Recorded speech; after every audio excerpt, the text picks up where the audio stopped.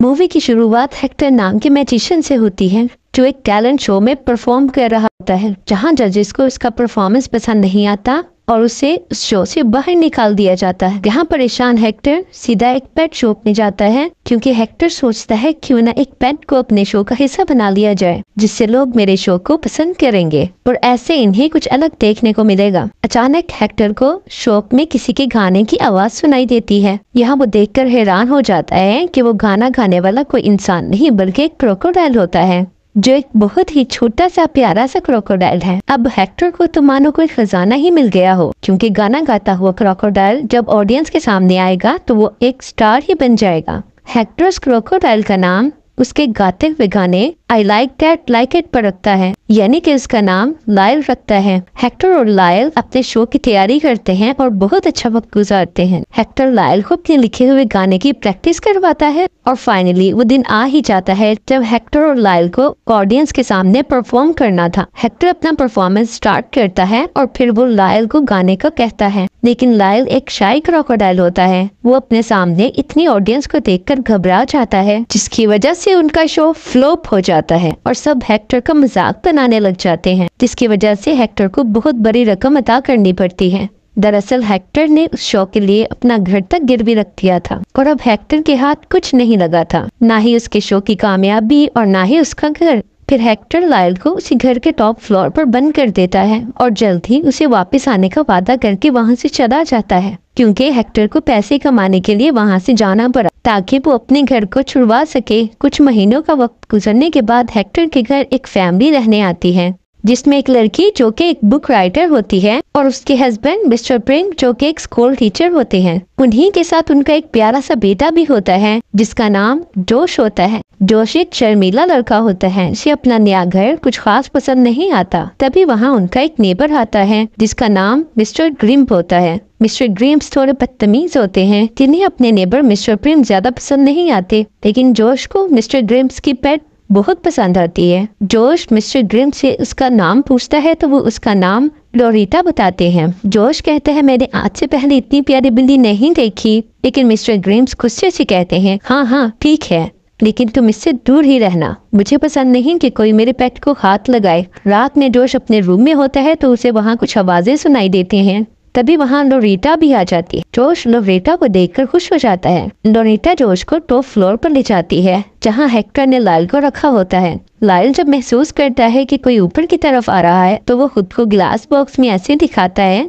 जैसे कोई स्टैचू उसमें रखा हो। जोश जब लायल को देखता है तो पहले तो वो घबरा जाता है, फिर वो दोबारा अपने रूम में आ जाता है। अगली सुबह जोश अपनी मदर के साथ स्कूल जाता है। जोश बहुत घबराया हुआ होता है क्योंकि आज उसका स्कूल में पहला दिन होता है। मिसेस प्रेम जोश को स्कूल ड्रॉप करने जाती हैं। यहाँ जोश को देखकर ये मालूम होता है कि उसे लोगों से घबराहट होती है। जब वो अपने आसपास ज्यादा भीड़ देखता है तो डर जाता है। मिसेस प्रेम भी अपने बेटे की सादत को लेकर बहुत फिक्रमंद थी क्योंकि हर पेरेंट्स यही चाहते हैं कि उनका बच्चा लोगों के सामने कॉन्फिडेंट हो और उनका सामना कर सके। जोश जब स्कूल जाता है तो उसे अपने सीनियर से डांट पड़ती है। स्कूल में भी जोश अपने शाय होने की वजह से खुद को प्रोटेक्ट नहीं कर पा रहा था, जिसकी वजह से उसे स्कूल में बहुत सी परेशानियों का सामना करना पड़ता है। रात में जब जोश घर आता है तो फिर से उसे वही आवाजें सुनाई देती हैं जिस पर वो दोबारा देखने के लिए जाता है जहां जोश के साथ लोरिटा भी होती है। जोश जब देखता है कि ग्लास बॉक्स में क्रोकोडाइल नहीं है तो थोड़ा घबरा जाता है। जब अपने पीछे देखता है कि जिंदा मगरमच्छ तो मानो जोश की तो चीखें ही निकल जाती हैं। यहाँ लोरिटा खुद को एक बिल्ली समझकर चली थी मगरमच्छ पर हमला करने, लेकिन वो खुद ही लायल का खाना बन जाती है। लायल एक बहुत ही शर्मीला और फैमिली पेट होता है। वो लोरिटा को खाने वाला नहीं था, लेकिन कहते हैं ना आ बैल मुझे मार, वही काम लोरिटा के साथ हुआ। वो खुद ही लायल का खाना बन गई। ये देखकर जोश बहुत बुरी तरह डर जाता है। लायल भी अपनी इस गलती पर शर्मिंदा होता है और वो वहाँ से डर पर भाग जाता है। जोश लोरिटा को बचाने के लिए लायल के पीछे जाता है तो रात के अंधेरे में वहाँ एक चोर आ जाता है। वो जोश को परेशान करने लगता है। लायल ये सब चुप कर देख रहा होता है। वो उसके सामने आकर बहुत जोर से दौड़ता है, जिसे सुनकर वो चोर वहाँ से भाग जाता है। जोश लायल से इम्प्रेस हो जाता है और यही लायल लोरेटा को भी उगल देता है जो गलती से वो निकल गया था। फिर जॉश और लायल की दोस्ती हो जाती है और लायल की वजह से जॉश में कॉन्फिडेंस भी आ जाता है। सुबह जब मिसेस प्रेम जॉश को वेट कर रही होती है कि स्कूल ड्रॉप करें तो वो खुद ही बड़े कॉन्फिडेंस के साथ स्कूल ट्रेन तक चला जाता है। मिसेस प्रेम अपने बेटे को ऐसे देखकर बहुत हैरान होती है। घर आकर मिसेस प्रेम वर्कआउट करते हुए अपनी वेडिंग पिक्स देख रही होती हैं, जिसे देखकर वो इमोशनल हो जाती हैं। और यहाँ हमें ये मालूम होता है कि मिसेस प्रेम जॉश की स्टेप मॉम है। पास ही लायल खड़ा ये सब देख रहा होता है। दूसरी तरफ जॉर्ज स्कूल की लाइब्रेरी में बैठा क्रोकोडाइल की लाइफ पर रिसर्च कर रहा होता है। तभी वहाँ एक ट्रोडी नाम की लड़की आती है जो जॉर्ज से पूछती है कि तुम क्या पढ़ रहे हो। तो जॉर्ज उससे लायल के बारे में बताता है। ट्रोडी जॉर्ज से इम्प्रेस हो जाती है और ऐसे इन दोनों के बीच दोस्ती हो जाती है। अब यहाँ एक रेस्टोरेंट के गार्बेज साइड का सीन दिखाया जाता है जहाँ लायल और जॉश एक वेटर को बचा हुआ खाना फेंकते हुए देख रहे होते हैं। असल में लायल का पसंदीदा खाना यही होता है, बचा हुआ खाना। जॉश को कुछ समझ नहीं आता। लायल जॉश को भी अपने साथ आने को कहता है। यहाँ लोरेटा भी उनके साथ ही होती है। अब जॉश लायल के साथ इसका खाना जमा करने में उसकी मदद करता है, जिसमें उसे बहुत मजा आता है। फिर वो रात में अपना खाना एंजॉय करते हैं, जहाँ जॉश लायल को बताता है कि मेरी मॉम मुझे छोड़कर जा चुकी हैं, वो मर चुकी हैं। जब मैं 2 साल का था मैं बहुत अकेला हो गया था। ये मेरी स्टेप मॉम है। लायल ये सुनकर दुखी हो जाता है क्योंकि उसे भी किसी ने अकेला छोड़ दिया था और लायल अकेलेपन का एहसास जानता है।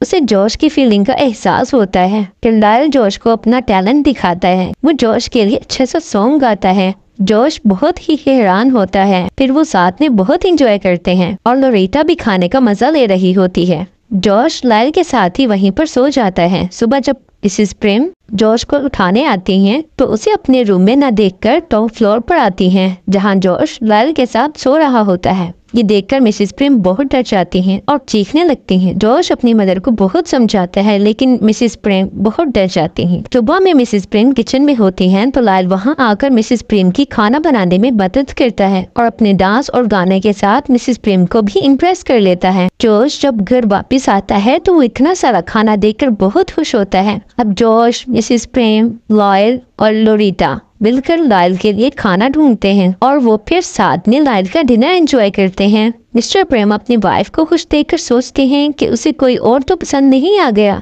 लंच टाइम मिस्टर प्रेम अपने बेटे और वाइफ को खुश देखकर पूछ ही लेते हैं कि क्या बात है भाई, आजकल बहुत बड़ी पार्टी शार्टी हो रही है, सब ठीक तो है ना। मिसेस प्रेम सोचती हैं कि यही सही टाइम है लायल के बारे में बताने का। मिसेस प्रेम अपने हस्बैंड को लायल के पास लेकर जाते हैं। लायल को देखते ही मिस्टर प्रेम का भी वही रिएक्शन होता है जो मिसेस प्रेम का था। लायल वहां आकर मिस्टर प्रेम के रूम में लगी उनकी रेसलिंग वाली पिक दिखाता है और वो मिस्टर प्रेम को बिल्कुल एक रेसलर की तरह डील करता है। लेकिन मिस्टर प्रेम तो जैसे किसी की सुन ही नहीं रहे थे। वो सीधा भागते हुए मेन डोर की तरफ जाते हैं जहां उन्हें हेक्टर मिलता है। हेक्टर लायल को देखता है और अपने सिखाए हुए स्टेप्स करवाता है। पहले तो लायल थोड़ा नाराज होता है, फिर लायल मान जाता है। हेक्टर और लायल पूरी रात पार्टी करते हैं और नीचे मिस्टर प्रेम और मिस्टर ग्रिम्स बहुत परेशान होते हैं। सुबह में हेक्टर, लायल और मिस्टर प्रेम की फैमिली को लेकर बाहर घूमने जाते हैं। जब वो सब घर वापस आते हैं तो लायल मिस्टर प्रेम को उनका अधूरा सपना याद करवाता है जो उन्होंने अपनी फैमिली के लिए छोड़ दिया था। लायल मिस्टर प्रेम को दोबारा रेसलिंग करने की प्रैक्टिस भी करवाता है। मिस्टर प्रेम बहुत खुश हो जाते हैं और अब वो अपने बदतमीज क्लास को बहुत अच्छे से कंट्रोल करते हैं। फिर भी जल्द ही मिस्टर प्रेम की फैमिली को इम्प्रेस कर लेता है।